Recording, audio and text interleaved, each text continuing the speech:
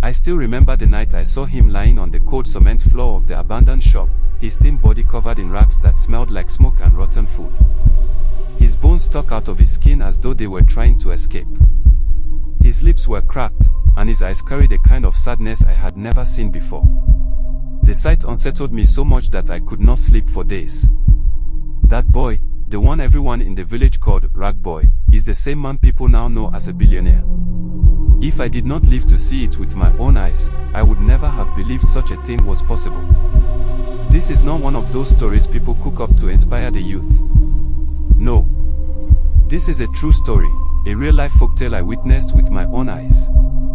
I knew the boy when he had nothing, and I know the man now that he has everything. His name is Chaik. Chaik was born in our small village, somewhere deep in eastern Nigeria. Life in the village was simple, but it was also very hard. Most people were farmers, and even the farmers were poor. There was no factory, no big road, no electricity for most of the day, and no one in the village had ever seen an airplane except in newspapers. Chaik's family was the poorest of the poor. His father was a drunk who spent all his little money on palm wine, and his mother tried her best to keep the family alive by selling vegetables in the market. They had 5 children, but only Chaik seemed to suffer the worst. Why? Because his father never liked him. People used to whisper that maybe Chaik was not his real son. No one knew for sure, but the way the man treated the boy was cruel. He would beat him for no reason, refuse to buy him clothes, and force him to do the hardest work on the farm. While his siblings had at least one decent shirt for Christmas, Chaik wore torn clothes all year round. That was why people started calling him Rag Boy. The name stuck. I was just a little older than him at the time. We were not friends, but I often saw him around. Sometimes he would sit near the village square, watching other children play football, too shy to join because he was barefoot and his shorts were torn at the back.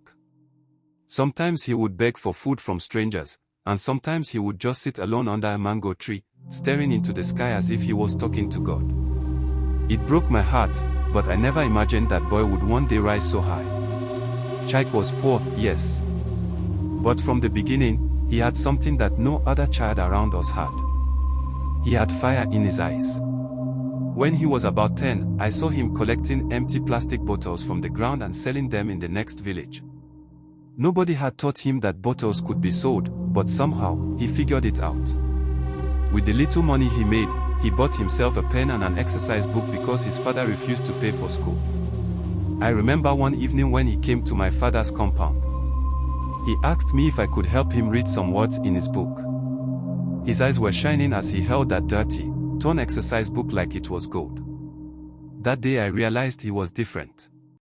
He worked odd jobs, fetching water for old women, carrying firewood for families, even washing plates for food sellers in the market. And with every small job, he saved a little. He was always dirty, always in rags, but inside him, he was sharper than most boys I knew. By the time he was 12, he had taught himself how to read better than many of us in school. He would borrow old newspapers, read them under the moonlight, and then tell us stories he read inside. Sometimes he even pretended to be a radio presenter, standing on a stool and announcing fake news to make other children laugh. But the laughter never lasted. Because at home, things were still terrible. Chaik's father beat him almost every night. The man would come home drunk and shout at everyone, but Chaik got the worst of it. I once saw him drag Chaik outside, strip him, and whip him with a belt in front of neighbors. The boy was maybe 13 then. I will never forget the way he stood there, crying quietly, refusing to run. That day, something inside me told me this boy was not ordinary. He carried his suffering with a kind of dignity. At some point, his mother fell very sick. The little money she made selling vegetables was gone, and the family sank deeper into poverty. His siblings started dropping out of school, and Chaik himself barely had the strength to keep going. But still, he hustled. Sometimes he would disappear for days, only to come back with a few naira notes in his pocket. We later learned that he used to walk to the nearby town, help traders carry their goods, and sleep in abandoned shops when he couldn't make it back home. That was when I saw him that night on the cold cement floor. It was one of the lowest moments of his life, and it nearly broke him. One day, When Jack was about 16, something happened that changed everything. His father had beaten him again, this time for stealing a small piece of yam from the kitchen. Jack had not stolen it, he had roasted it because he was starving. The beating was so bad that blood came out of his nose. That night, Jack decided he was done with the village. He told his mother he was leaving. She cried, begged him not to go, but she also knew the boy was suffering too much. With tears in her eyes, she gave him a small calabash of groundnuts, the only thing she had to offer, and prayed for him. The next morning, Jack disappeared. We didn't hear from him again for months. Some people said he had gone to the city. Others said he was dead. But deep inside, I knew the boy was alive. Jack was too stubborn to die like that. It was in Lagos that the real struggle began. Jack arrived in the big city with nothing but the ragged clothes on his back. He had no relatives there, no friends, no money. For the first few weeks, he slept under a bridge with other homeless boys. He begged for food, fetched water at construction sites, and carried loads in the market. He was treated badly, called names, and cheated by traders. But instead of breaking him, it sharpened him. He learned fast. He started selling sachet water in traffic. Then he switched to shining shoes for office workers. He saved every coin he could, eating only once a day sometimes. Slowly, he began to understand the rhythm of the city, the way money moved, the way people thought. One day, he met a kind old man who sold second-hand books on the roadside. Jack used to stop by his stall after shining shoes. The man noticed his interest and started letting him read books for free. That was how Jack discovered business stories, biographies of rich men, and even small guides on how to trade. That bookstall became his second school. And from there, his mind opened like never before. Jack saved enough to buy a small tray of groundnuts. He roasted them himself and started selling in traffic. But he didn't sell like others. While most sellers just shouted, Jack smiled, cracked jokes, and treated customers like kings. People remembered him. They started looking out for him whenever they were in traffic. Soon, he moved from 1 tray to 3. He hired another street boy to help him. Then he bought a small wooden cart and expanded to roasted corn and plantain. It was slow, painful, and dirty work, but little by little, the rag boy was turning into a businessman. Still, it was not easy. Sometimes his cart was seized by city officials. Sometimes area boys harassed him and took part of his earnings. Sometimes he slept hungry because he used all his money to reinvest. But he never gave up. The fire in his eyes only grew stronger. Jack's groundnut and roasted plantain hustle grew fast. By the time he was 21, he was already known in one busy part of Lagos. But there was a problem: selling food in traffic had a limit. He could never break out of poverty if he stayed there.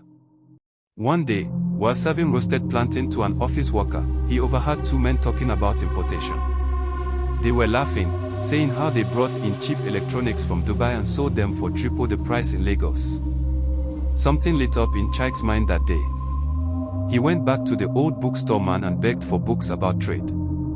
He started asking questions about ports, about business registration, about loans. People laughed at him, a rag boy like you, dreaming of importation. They thought he was crazy. But Jack had already seen the future. Jack gathered all his savings, everything he had worked for in 6 years, and gave it to a man who promised to help him import second-hand phones from Dubai. The man was smooth-talking, wore fine clothes, and pretended to be his mentor. But it was a scam. The man disappeared with all the money.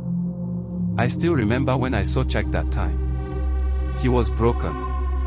He sat on the ground for hours, holding his head, whispering, "How could I be so stupid?" For a moment, I thought that was the end. But that was not the end. It was the beginning. Because that pain hardened him. It made him sharper, more careful, more determined. He swore never to be cheated again. After the betrayal, Jack went back to square one. He returned to shining shoes, carrying loads, and selling roasted corn. People mocked him, saying he had failed. But deep inside, he was learning. He started making friends with real traders at the market, helping them for free just to watch how they did business. He noticed something others didn't. The profit was not just in selling, it was in connecting people. So he became a connector. If someone needed goods, he linked them to a supplier. If someone had extra stock, he found a buyer. At first, he made small commissions, 500 Nigerian Nairas here, 1000 Nigerian Nairas there. But soon, people realized he was reliable. And in Lagos, being reliable was like gold. Within 2 years, Chike had enough to start his own small shop. He chose to sell phone accessories because everyone was rushing into the mobile phone craze at the time. Chargers, batteries, casings, things that looked small but moved fast. The first real breakthrough came when a big importer was stuck with excess stock of phone batteries. Many traders were scared to buy because they thought the batteries were fake. Chike took a risk. He borrowed money from 3 friends, bought the batteries at half the price, and sold them quickly in smaller quantities. In 1 month, he doubled his money. That was the first time he touched serious profit. For the first time in his life, he could eat well, dress decently, and even send a little money back to his mother in the village. She cried when she saw the money, blessing him with every word she knew. But Chike was not satisfied. He wanted more. Much more. Success in Lagos is like standing on a shaky ladder, one wrong move, and you crash. Chike's shop was robbed one night. Everything was stolen. Years of sweat, gone in one night. Most people would have given up. But Chike refused. He slept inside the empty shop for weeks, guarding it so thieves would not take even the walls. Slowly, he started again, this time with more fire. He began traveling to Onitsha to buy goods directly, cutting out middlemen. He made friends with transporters, drivers, even policemen on the road. Little by little, he built a network. And then came the opportunity that changed his life. One of his contacts told him that a large company was looking for someone to supply them with phone accessories in bulk. The big traders in Lagos were too slow to respond. Chike saw the opening and jumped in. He didn't have the money for such a large deal. But he had something better, courage. He went to the company's office, sat in front of the manager, and spoke with confidence that shocked even himself. "I can deliver," he said. The manager looked at his cheap clothes and raised an eyebrow.